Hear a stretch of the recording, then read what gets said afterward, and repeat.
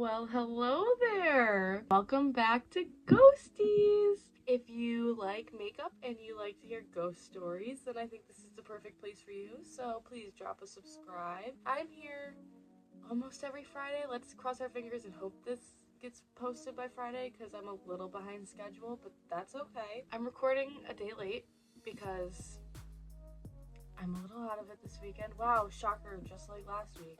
Here, we serve looks, legends, and lore. And for today, history. Wow. I know some people probably think history is a little boring, but I have to say that history's always been my favorite subject ever. And I love learning about new things and crazy things that have happened in the past. So, while it's partially a ghost story we're going to be talking about today, there's a lot of history behind it. Let's get on into it. And yeah, if you're new here, please drop a subscribe and turn on those post notifications because I'm here almost every Friday. I'm trying my best. And what do we do here? We try our best because that's always enough. I'm trying to figure out what to do with my notes right now because there's 7-8 pages here. So be ready because this is going to be a long video. I'm not going to mess around like I did last week because last week's video was a little all over the place and it took me forever to edit, and I didn't even think that it was going to be posted on Friday. Thankfully it was. Shocker. I'm a hot mess. I'm also going to try not to say "but yeah" every 2 seconds because I had to edit out so much of my babbling. Sometimes the truth is more unsettling than what we know as reality. Today's a little different, like I said, and more about history, but with a strange twist. Do you remember being a kid and having an irrational fear of looking in mirrors? That moment when you'd stand there and lock eyes with your reflection and your conscience would say that maybe she's there with you, staring back through the mirror. Just maybe she's waiting for you. Who is she? None other than Bloody Mary. A name you never dared to speak out loud because you knew that saying it would be an invitation for her and possibly never leave. I personally never wanted to get close to having interactions with Bloody Mary. I remember in middle school, we had a bathroom in the 6th grade hallway that everyone would go to chant Bloody Mary's name in hope and thrilling fear that they might see her. But I always thought, what if she appeared without me chanting her name? What if she didn't need an invitation at all? The fear and the uncertainty was enough to make me never want to look in mirrors ever again. Not just that, because I'm scared of my reflection, but Mary too. My question in regards to the story of Bloody Mary was, where did this story start? Where did the term Bloody Mary come into play? And why is it still prevalent today? Welcome back to Ghosties. Let's get into it. Starting up with some Wet n Wild eyeshadow primer again. It's actually not that late at night today because I usually record on Saturdays. It's Sunday today. It's maybe 6 o'clock. That's crazy for me. Switching it up a little bit. Maybe this schedule will do me some justice and give me some time to sleep because I have no time to sleep ever and I feel like I'm deprived. Totally true. I work a lot and it makes it a little challenging to record, but I'm really enjoying myself. Hope you guys are enjoying it too. Fun. In reality, Bloody Mary isn't just some poltergeist used to frighten children and keep them awake all night out of fear. She was actually a queen. That's where the name Bloody Mary originates. And let me just say that there are a couple different stories about where the name Bloody Mary comes from. I'm going to go with one that I know because, like I said, I love history and I spend a lot of my own free time, which is not much, but I do. I spend a lot of my free time researching things that happened in the past, and yeah, I think it's very interesting. This is the one I want to go with, and maybe you have other stories about who Bloody Mary was, but this is where the name truly comes into play in history. This was the name given to this person. And you might be wondering why. We're going to talk about it. Before we get into the legend itself and where the game Bloody Mary comes from, we have to travel back in time and learn about who Mary was as a person. LA Colors, invite only. This one. Mary I was born and raised a Catholic, coming into the world on February 18th, 1516, in Greenwich, England, which wasn't too far from London. Her father was the infamous King Henry VIII, who I'm sure you've probably heard of. He a little cray, a little bit of a lot going on for him.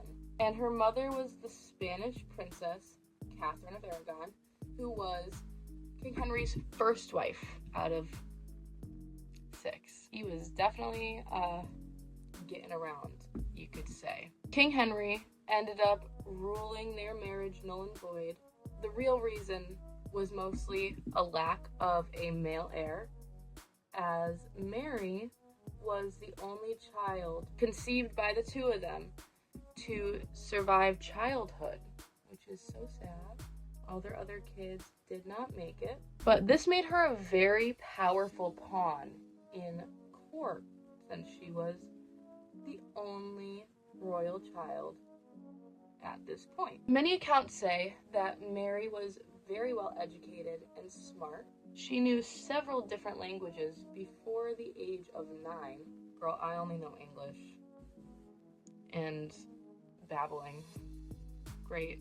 She was truly gifted. However, she was quite stubborn and strong-minded. Things were Mary's way, or the highway. But people say she got that stubbornness from her father. As she grew up in court, she was in and out of marriage arrangements, as the king and his council searched for a marriage that suited their needs. Obviously not her needs, but also her status.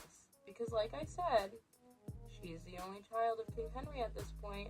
Technically, even though a woman was not supposed to sit the throne, especially in the 16th century, that was not something that was going on. None of these matches seemed to come to fruition, obviously. We aren't too sure how she felt about, first of all, being put into marriage arrangements, and second of all, having them all dissolve so fast, and then made anew, and then dissolved, and then made anew. But we could assume, as a young woman, it probably upset her to an extent, as she wasn't being placed into a marriage for love, and none of them seemed to be working in her favor. They were made rather for diplomatic gain, and with the alliances between England and other places, these marriage pacts were always changing. This color, this is where I might mess it up, but let's hope for the best. In 1525, so what, she's 9?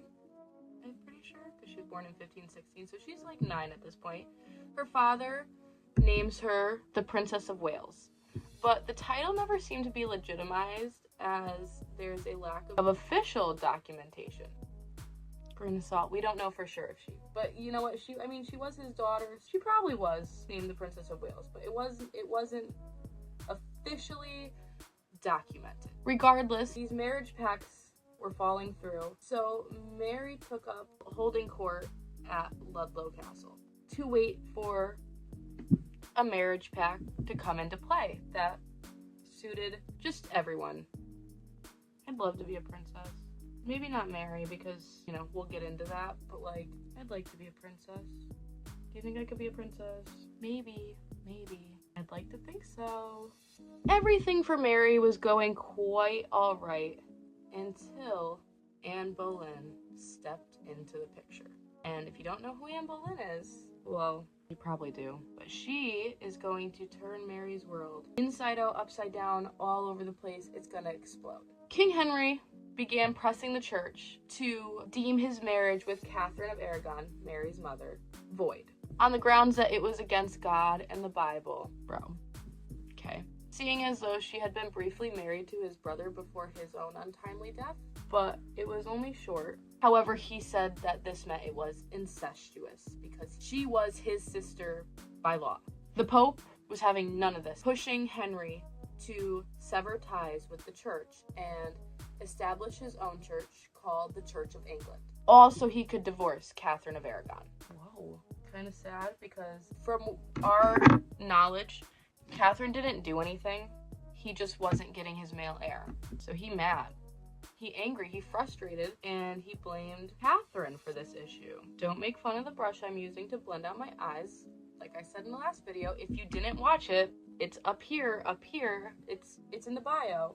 My dog chewed up my last one. My dog that's not in the room right now because he got a little loud and he had to go take a nappy nap. He cray. Not just my dog, but Henry VIII was cray. Crazy. What am I gonna use for glitter today? You know what? Oh my god. I have a glitter and I don't know if to do with this, but I'm gonna do it anyways. I don't care. I don't care. It's me practicing my British accent because, fun fact, I'm going to London in May and I'm so excited to see everything that history has to offer because, yeah, I'm a little history nerd. Who would have thought? Me? I am, though. I am a history nerd. I actually, for a while, wanted to study history and become a history teacher, but I don't know. Maybe I will. Who knows? I have nothing but time. I'm not even 25 yet. I got nothing but time. And same for you. You have nothing but time. Urban Decay. It's called Roach. Love that for me. So while this is all going on, it's said that he's been having an affair with Anne Boleyn before the annulment was legitimized. Like I said, poor Catherine. And they married in the spring of 1533. King Henry and Anne Boleyn. She's kind of a homewrecker. I mean, can you really say no to a king as a woman? Can you really say no to the king? Anyways, even if you wanted to? Probably not. But regardless, this turns Mary's whole world upside down. She didn't ask for none of this. She's still pretty young at this point. Really not much. I thought it'd be glittery or I guess at least it goes nice with this color. I'll take it. Whatever. The new church now deemed that Mary was an illegitimate child, stripped her of her titles, and she was cast aside. She went from being a princess to a legal, I guess you'd call it legal. She's a bastard now. Just like Jon Snow. But he was never truly a bastard. So, well, yeah, no, yeah, whatever. I like Game of Thrones. I also got a new, see it? Intense ink eyeliner. She's thick. I'm gonna try to use the rest of one of my other ones first. Ignore my messy ass desk over there, by the way. I thought I was turned a little bit more to the side. I really have so much eyeliner. What is that? This is a lip pencil. I'm gonna start the lining process in the Kat Von D eyeliner. It's all faded off. It's Kat Von D. So she's illegitimate by technicality because of the annulled marriage and all that fun shit. She's an illegitimate child.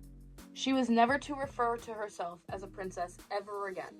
Only her new title, which was the Lady Mary. His new queen, Anne Boleyn, ends up giving birth to a daughter who they named Elizabeth, to whom Mary was forced to be a lady-in-waiting to, which basically meant she's just attending this baby who took her place, basically. And that's all she has to her life.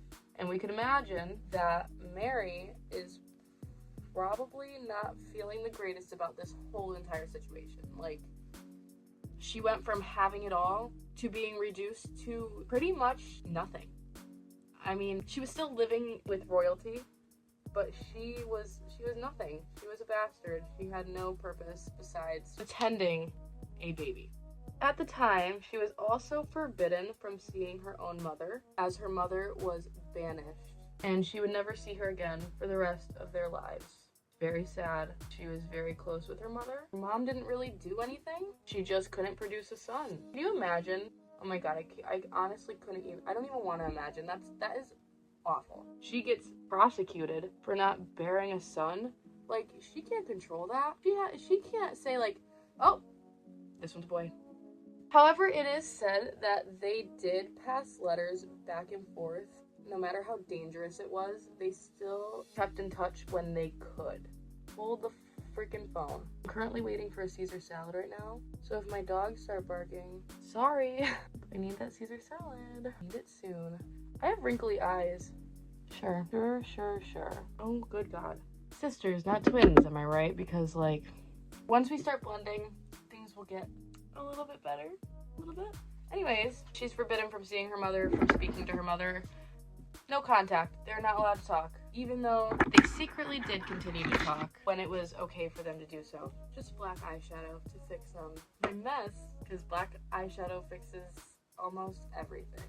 I also use it to darken up the eyeliner itself, because sometimes my eyeliner is a little bit streaky and I don't like that it looks like that.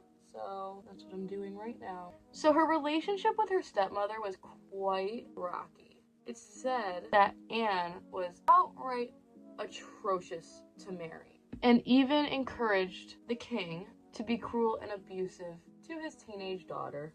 However, he was usually too busy to be too concerned with Mary at all, which might have been better off for her, because he was not the nicest man, obviously. I mean, he literally told her mother to get out because of incest. She was married to his brother, but like not for very long. Oops, I might have spoke too soon about that black eyeshadow saving my life. You can't tell me that back in that time they weren't marrying all over the place. Like, they literally were. They were marrying their cousins.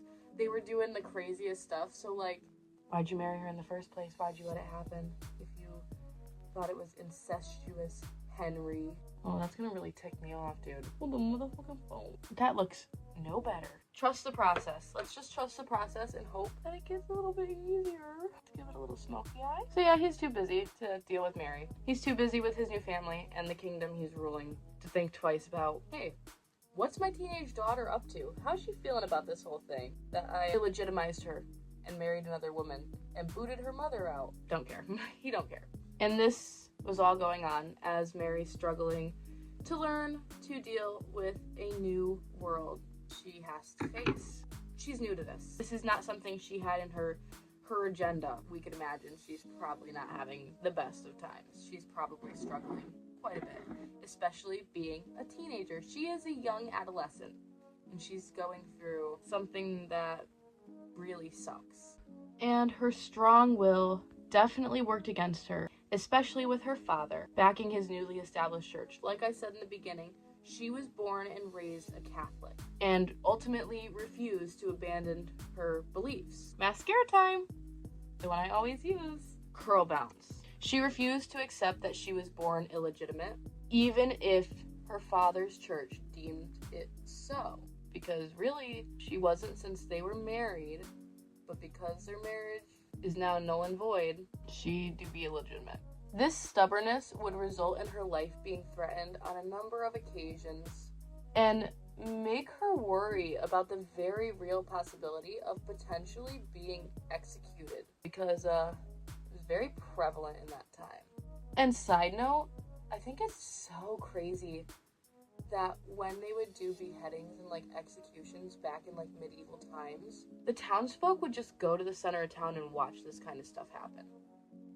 It's crazy. It's actually crazy. That was a pastime for them. Like, they made it a big deal, and people would just go watch it like a basketball game or something. Gruesome. Very gruesome.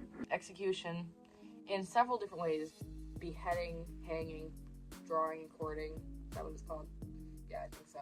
That kind of stuff was a very common punishment in those times. So it happened quite a bit. Not to mention, she's a woman. God forbid you even spoke out of turn, that saying. She didn't have much of a say at all. After all Mary's going through, she can't even speak up for herself. Oh, I hate this part. I hate this part. Where are my eyelashes? We're gonna go on the normal side of eyelashes, for me, I guess. 523 Light as Air Ardell eyelashes.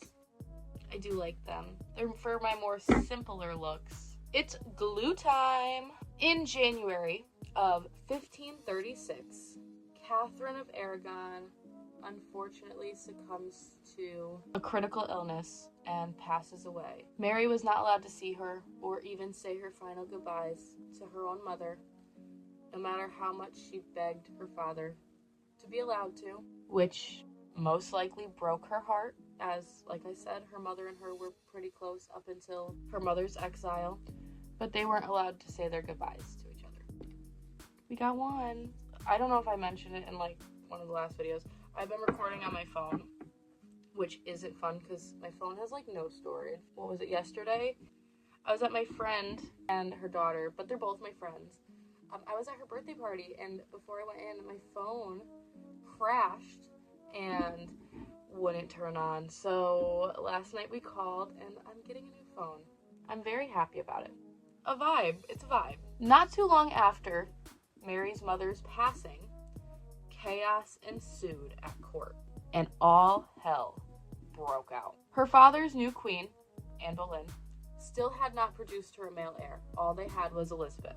And if you know a thing or two about Henry, this did not suit him at all, and it would not fly. We need a male.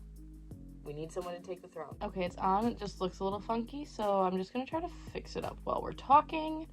So chaos is ensuing at court. He began to claim that Anne committed adultery, which means she was cheating on him with several other men, including her own brother. That's incest, but there are no reports saying how true that is. We don't know if she actually slept with her brother. Probably not, but Henry was done with her. He wanted to find another wife that would give him a son and heir. He was done with all these baby girls. He wanted a son. It wasn't working out with Anne. Poor Anne. Poor Mary. She's still at the back burner. His accusations cannot be backed up. We don't know if Anne was cheating on him or not. But he says that's what happened. So that's what happened. He's a man. He's the king. You got no say. It's his accounts. And that's it. Try me. Try me, Anne. Try me, Catherine. We're getting through it. We're getting through it. Struggling, but getting through it. Regardless of if she committed these acts, she was imprisoned in the Tower of London and beheaded a couple days later on May 19th, 1536 at Tower Green. R.I.P. Anne. Like I said, I'm going to London in May. I am so excited. I don't know. I think they do tours of the Tower of London. I'm sure they do. I am so excited to see it. History nerd, that's me. I'm a history nerd. Look at my eyes. Within a day of his second wife being executed, Henry was already arranged to marry a woman by the name of Jane Seymour, and they were wed just about 2 weeks later. He moves on quite fast. All the power to him. He's the king. He can do whatever he wants, so whatever. He can do what he wants. Jane definitely wasn't as hateful to Mary, or Elizabeth for that matter, as Anne had been. Obviously, Anne wasn't hateful because Elizabeth was her daughter, but she was hateful to Mary. But Jane was not like that with Mary, at least. She even pressed Henry to patch things up with Mary. However, while he agreed that he would try, he had some conditions Mary had to meet first. She was, 1, to accept that she was illegitimate. 2, that her parents' marriage was never really justified, and that he was to be acknowledged as the head of the church. Mary really had a hard time with accepting these terms. She did it. This all went against Mary's belief system, and something she tried to live by was her religious beliefs. It all just kind of tore her up. But she did want to make amends. She did want things to be worked out, even if she was technically a bastard. She didn't want any animosity towards her. So, without much of a choice, she reluctantly accepted his terms and went along with what her father said. With this, things began to get a little bit less interesting for Mary. Not that her story isn't interesting, but things died down a little bit. Not as much family drama going on. She could just relax. Well, not relax, because she's still a bastard, but things weren't as crazy for her, which she most likely reveled in after all the torment she had supposedly received from her last stepmother. This might have been a good turn of events for Mary at this point in time. Let's get a little break. Let's chill. Let's relax. You know? Let's chill. Jane was much kinder to Mary, like I said. And when Jane and Henry had their first child, guess what? He was a boy. Henry finally got his son, and they even named Mary his godmother, which was a huge thing. Like, that was such an important thing back then. People do it to this day, obviously. But back then, especially because she was a bastard, being named his godmother was huge. It was huge for her. But Henry finally has his heir. He finally has an heir to the throne. Someone to take his place if things ever go downhill for Henry. And he is thrilled. I guess good for you. He's a happy boy. Happy camper, Henry. Unfortunately, because, you know, things can't just go easy, only 12 days after Edward, Jane and Henry's son, that's what they named him, Edward. 12 days after Edward was born, Jane ends up dying due to birthing complications. And obviously that's not Mary's real mother, but I'm sure that probably could have upset her a little bit. I mean, Jane was kinder to her, treated her better than the last stepmother. It probably hurt her a little bit. Can't say for certain, but might have hurt her a little bit. But this didn't slow King Henry down in the slightest. Henry VIII ends up marrying 3 more times after Jane's passing. The 4th wife would be Anne of Cleves, who was a good friend to Mary, actually. But as Henry didn't find her physically attractive, he also divorced her. Okay, Henry. Okay. Even after that, though, Anne and Mary were still friends. They stayed friends. Mary probably definitely needed, because she was probably very lonely. Next came Catherine Howard, who was much younger than Mary at the time of her marrying Mary's father. She was much younger. Listen, I know this isn't concealer, but it works. It works. It works for me as concealer, and I like it. So, don't care. She was queen for King Henry, Catherine Howard was, until she was also convicted of adultery, which she confessed to. She said it was true. Okay. I mean, probably didn't have much of a choice. Like I said, she was young when she married Henry, which she also probably didn't have much of a choice in, so I guess at least she's honest. That confession ended up with her beheading on February 13th, 1542. Another wife gone. His last wife, her name was Catherine Parr, to which Mary had become very, very close with. They shared many interests, such as fashion and music, and Catherine always had Mary's back. Even though Mary would never be a princess again, Catherine made certain she'd be treated as good as she possibly could be. However, during this whole thing, Henry still has not made a match for Mary, and she's still not wed to anybody or having children. And she was only getting older and older, by the way. Remember, she's dead. Not Mary. We're talking about Mary. I'm talking about the palette. She's dead. Don't forget. Can't find it.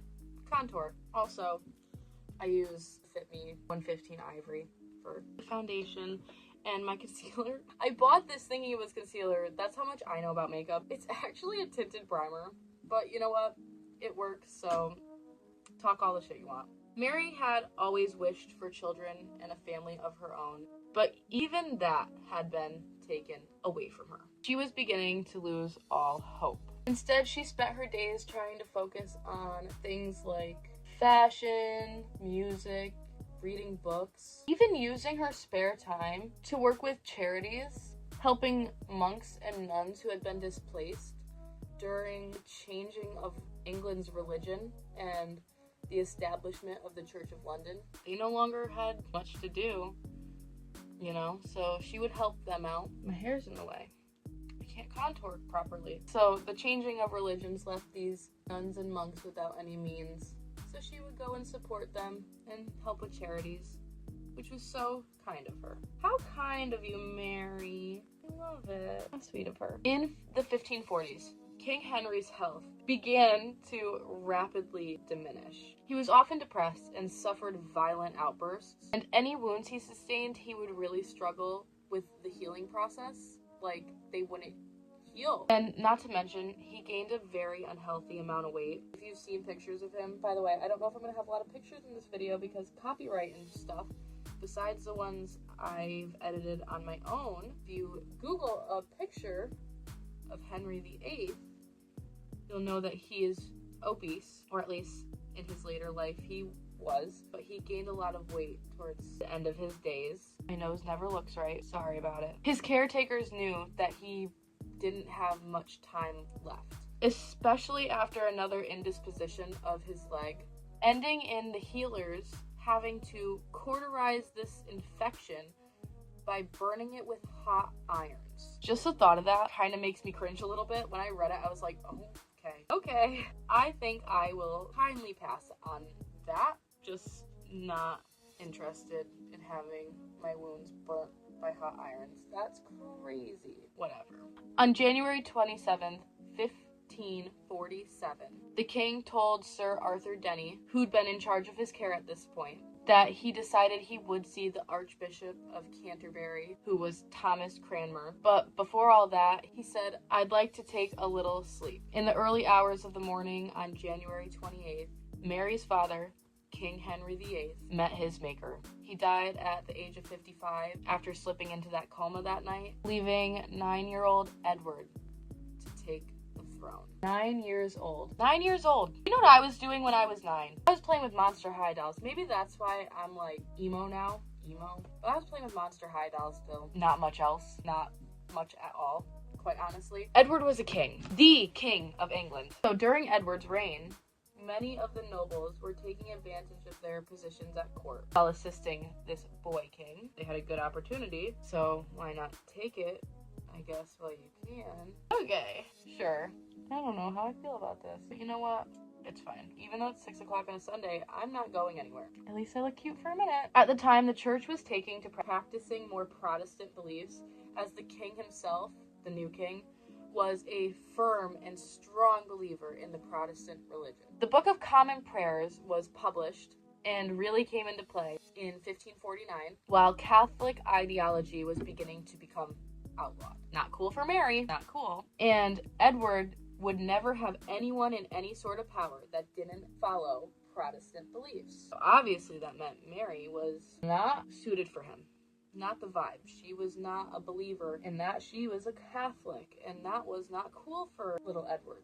Tart. Edward Seymour, not the king, who was an uncle to the king. Lots of Edwards. Lots of the same names in this time, so bear with me. Edward Seymour was named Protector of the Realm. However, he was sitting idly by while talk of rebellion was running amok through the kingdom. Until...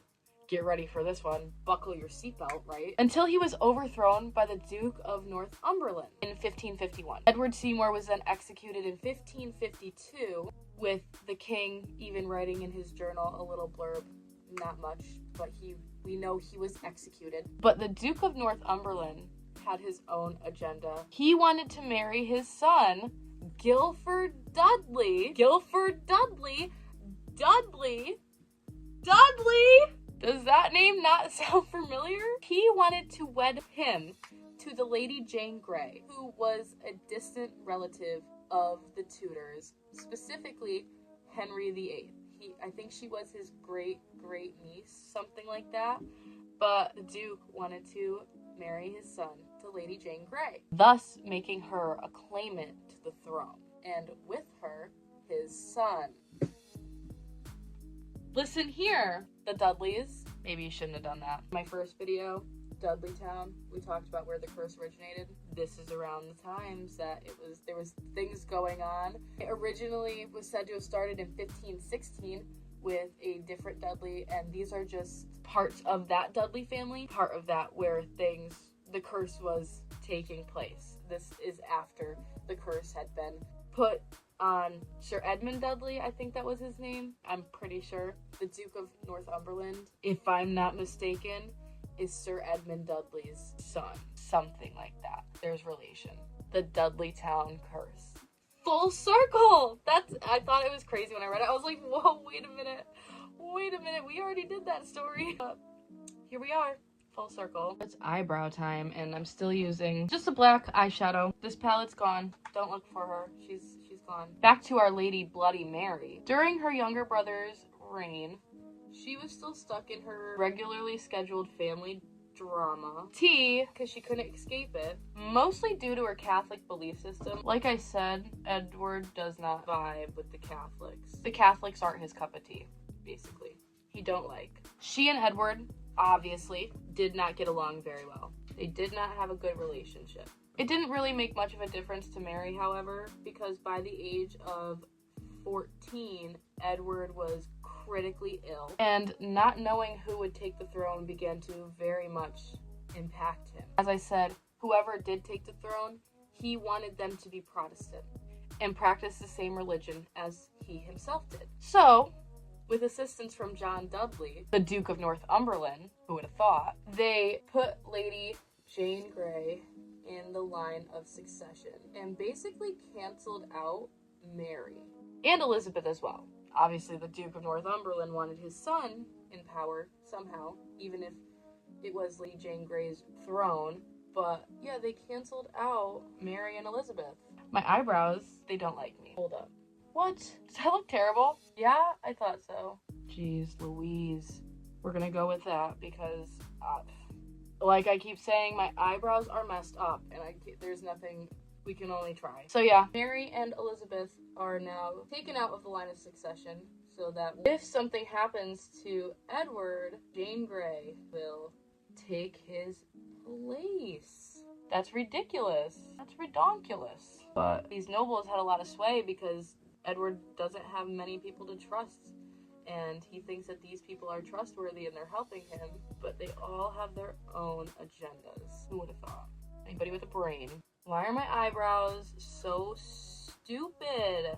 That looks crazy. They look crazy. I think I'm making them worse, so I'm just gonna leave them like that. And if they look a little messed up, please don't hate me. This one starts at a weird place. Like, why does it start? Bless you. They're totally different shapes. What the hell? They've definitely looked worse, so this is fine.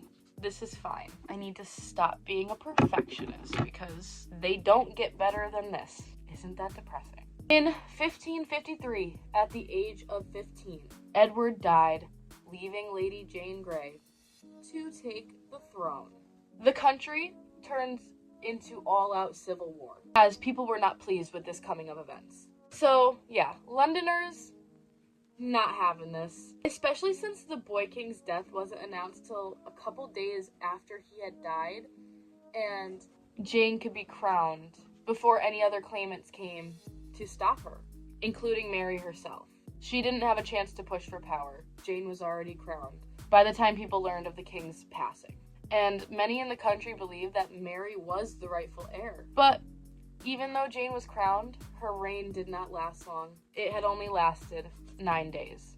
Kat Von D in Exorcism. Mary's supporters were many and outnumbered Jane's, which led Jane's council to realize what a huge mistake they had truly made, putting her on the throne.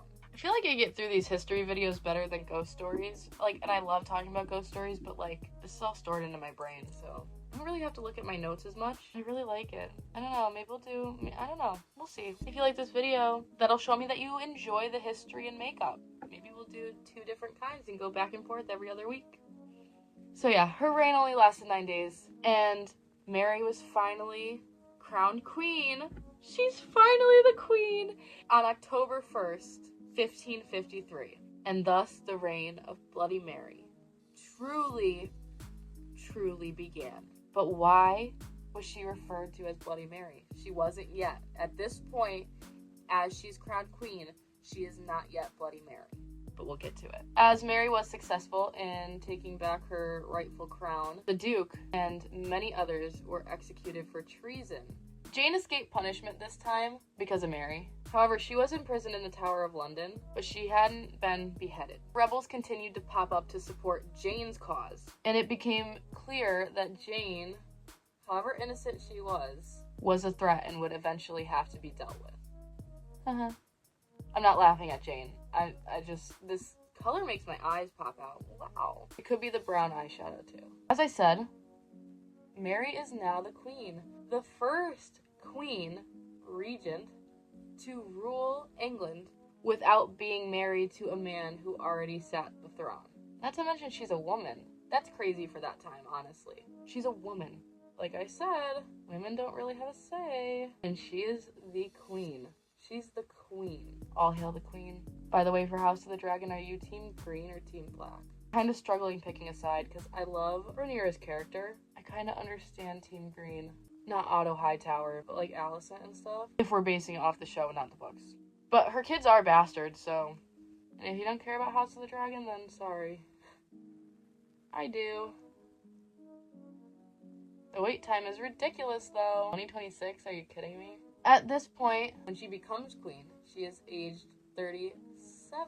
and decides that it is much past time that she married and found a match that suited her needs now, as not only a queen, but a Catholic. It had been suggested to her that she marry Philip II of Spain, and with that, they were engaged very shortly after her coronation, by late October 1553. Mary began being ridiculed for her decisions, uprisings plaguing her, or at least the thought and speak of uprisings. Specifically Wyatt's rebellion, which happened in early 1554, after news of her engagement and returning the country to Catholicism became common knowledge, which obviously the latter, most people probably knew she was going to try to put the country back on the Catholic path, if you know what I'm saying.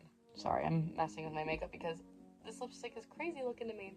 But this combo goes really well. This combo goes pretty good. I'm gonna have to remember this. Write that down. Write that down, Mel. Conspirators began hoping to place Mary with her sister Elizabeth, but there was much back and forth going on inside the rebellion being planned. So to shorten this part of the story up a little bit, out of all the rebels devising their plots in unison, Sir Thomas Wyatt the Younger and his rebels were the only ones to make it to London on January 25th, 1554, as the others had already been found out, disbanded, and forced to give up information on times and places where the attacks would happen. Originally, the attacks were set to happen in several different locations and take down the country. But the Crown already knew his plan for the most part. Do I look crazy? Yeah? What the fuck is that? Even so, Wyatt's men already had taken Dartford and Rochester, and Wyatt held strong even after receiving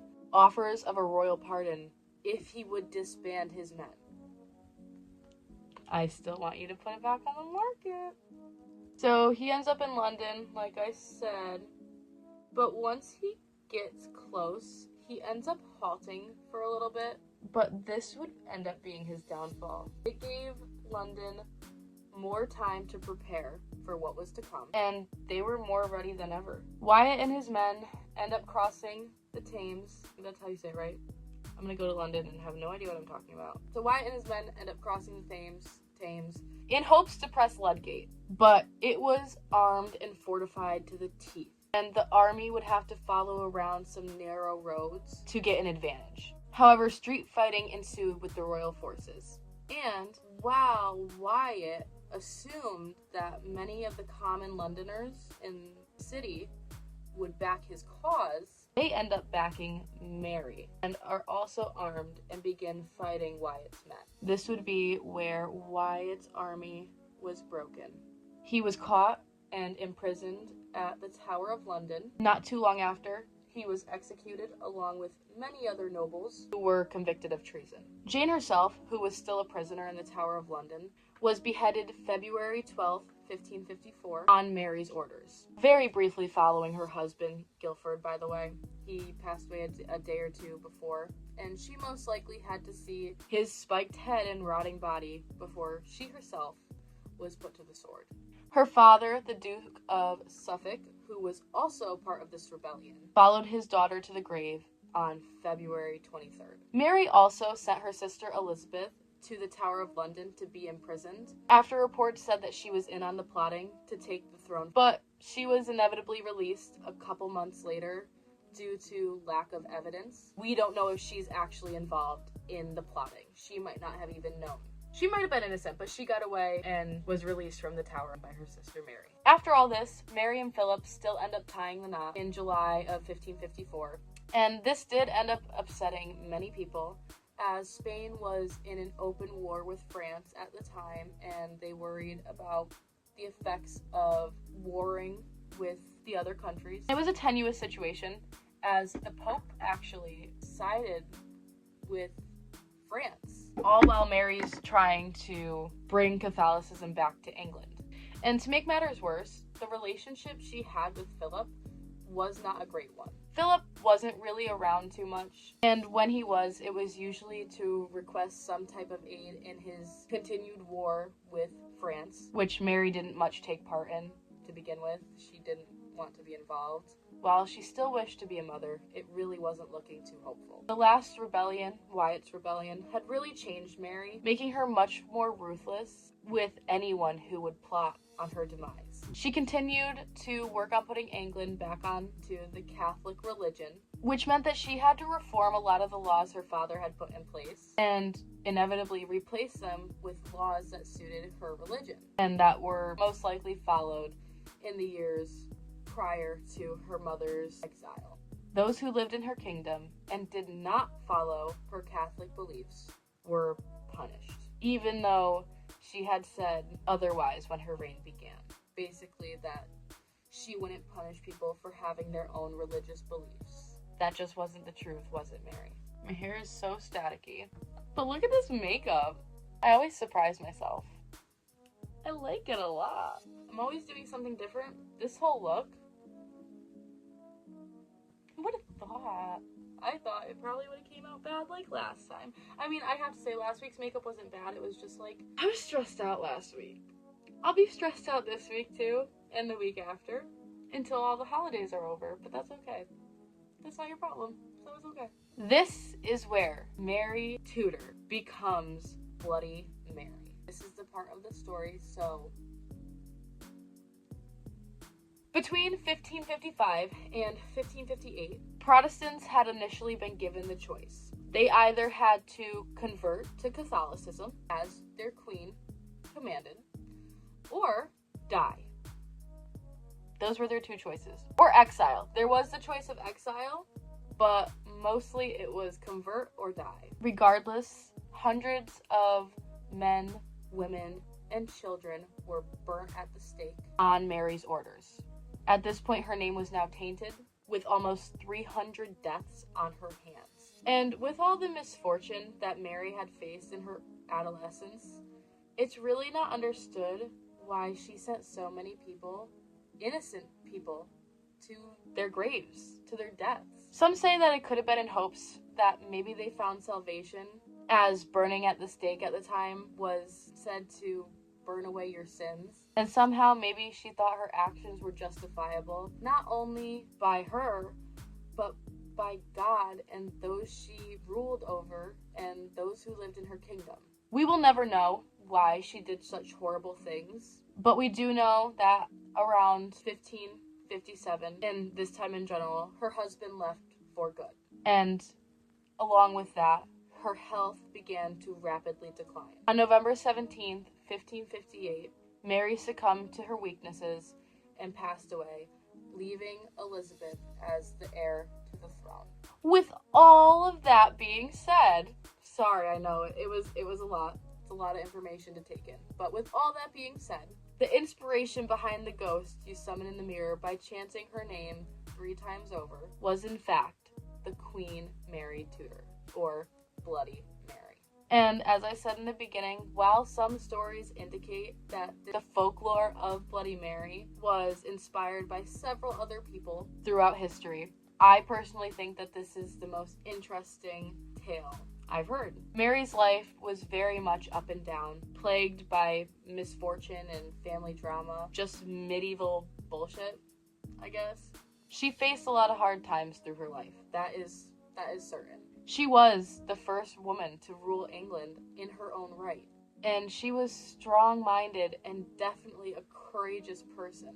So, the next time you're standing in a mirror and you get that impulsive thought to chant Mary's name 3 times over and see if she'll appear to you, remember that this ghostly figure could very well be a queen from the 16th century, and her stubborn nature may possess her to never want to leave your mirror. Some say that after summoning her, she may appear in several different hideous ways, such as a witch, or a corpse, or a poltergeist, etc. This entity is also said to be a malevolent one, who can possibly do physical harm. But personally, looking in that mirror and seeing Mary Tudor may just be more unsettling than seeing your average ghost from a horror movie. Is it just me?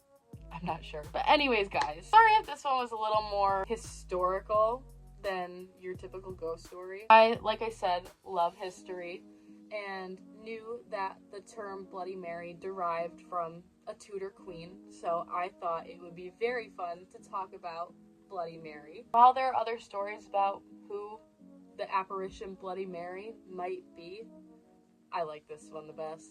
Maybe it's just me. Can you tell that I'm a little bit more put together right now? Wow. Anyways, guys, the makeup came out cute. I was a little bit worried about how it was going to come out, but it came out really cute. I really like it.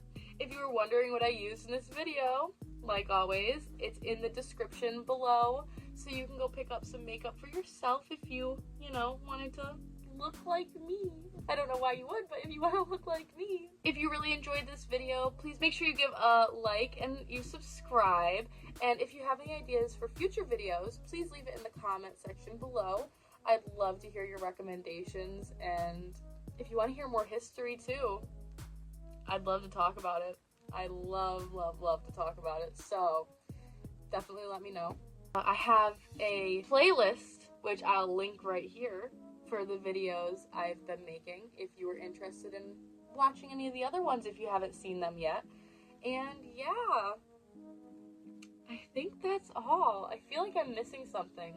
And I tell you it's late at night, but it's like 7:15. It's really not that late, which is crazy. But yeah, make sure you give a like and you subscribe. And if you want to turn post notifications on so that you can see the next video I post, definitely do that. Besides that, I hope you have a wonderful, wonderful Friday. We'll talk later, ghosties. Bye!